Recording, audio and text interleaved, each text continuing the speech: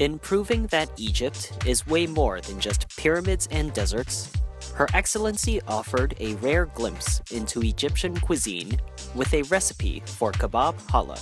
First, rinse the meat and cut it into cubes. Chop the onions and garlic, and then melt butter in a pot, later mixing in the meat cubes.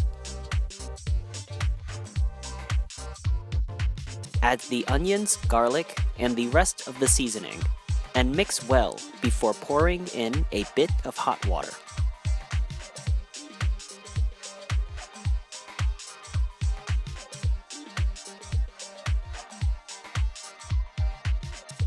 When finished with the meat, stir-fry the vermicelli in a pot with oil.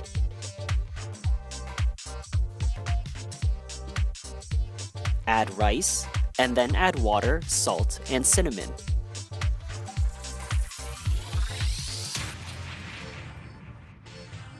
When the rice is finished, serve in the middle of a plate with the meat surrounding it.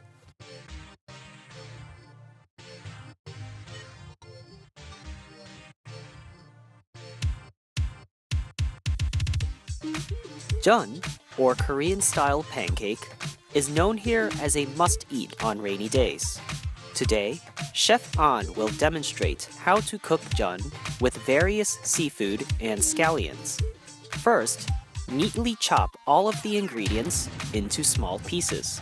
After separately preparing the pancake mix batter and glutinous rice flour batter, oil coat a pan and lay out a handful of scallions.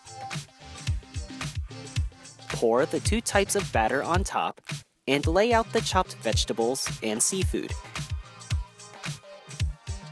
Careful not to mess up while flipping.